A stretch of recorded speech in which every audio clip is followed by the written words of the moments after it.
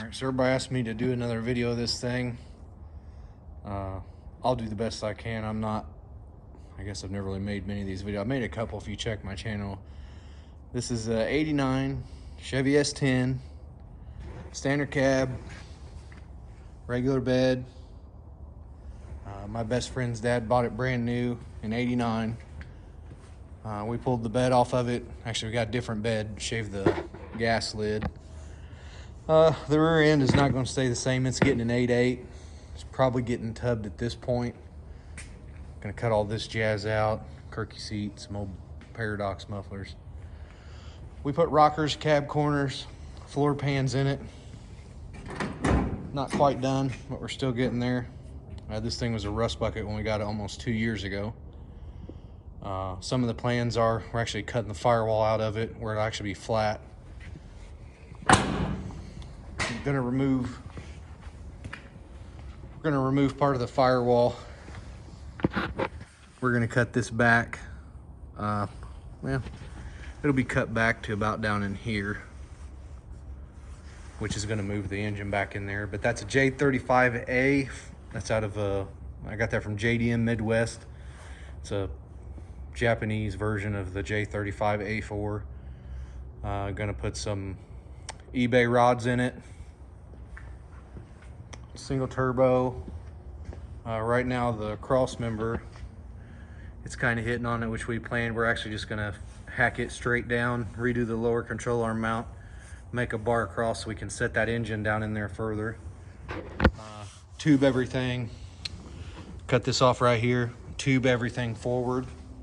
It's gonna be running a Holley, what are those called? The Holley Dominator or whatever the Holley EFI intake is out the front of it.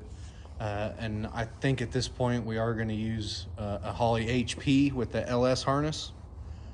It's going to have the GM truck coils or whatever. So these will come out. We'll figure out how to mount the GM coils, run an LS harness. Actually, I can't think of the guy's name, but he contacted me and told me that's what they did. Run an LS throttle body, LS coil packs. Basically, all you have to do is adapt your cam and crank sensor. I think you grind off some teeth or something like that, which we're going to be in there anyway, so it's not that big of a deal. Obviously, this thing's going to set way lower. Hopefully, fiberglass front end, Shonik hood, something of that sort that removes the that wiper cowl and goes all the way back. Completely gutted. The only thing that's going to be in there is that shifter, a couple seats, the cage. We're going to do a little bit of work on the factory dash and put a digital dash in it. But other than that, there's going to be nothing else inside of it. It's going to be completely as light as it can possibly be. We're thinking we can get it right in about 2,500 pounds. I know I'm probably saying a lot, but again, like I said, I don't make a lot of these videos, so trying to figure what else we got. Got a big torque converter right there. That's a TCI. That's some old Fox body stuff. There's a tour of the old toolbox. We got just about every tool we can think of in here. Got a press right here. There's the front end. We need to do some stuff with it if we keep it, or go fiberglass. Got a MIG welder. Everything so far to this point that's on this truck we've done in this garage. We did all the body work. We did the floor pans ourselves, the cab corners. Hopefully gonna paint it this spring. They're gonna go Watkins Glen gray. And it's gonna have the, I can't remember, but it's the Grand Sports Corvettes have a blue stripe on them. I can't remember the color of it, but we're gonna do some accents with that blue, mild accents, probably on the engine. Make the engine look pretty cool in it. And I mean, this thing is going to be about as clean as can be. And again, like I said, we shaved the gas filler neck ourselves. We're going to cut out the inside of this bed, cut it right down in here on this seam all the way around. Some sort of, I don't know, like I said, tub, because we want this thing sitting on the ground. I mean, we want it to be very low. Trying to think if there's anything else around here I got that I can show you. Not really. We're just kind of waiting on parts. That's another thing.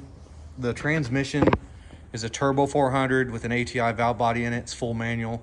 There's no brake in the transmission yet. We're kind of waiting to get this thing running and then go from there, because we can always build a transmission later. Like I said, again, everything up to this point is done in this garage.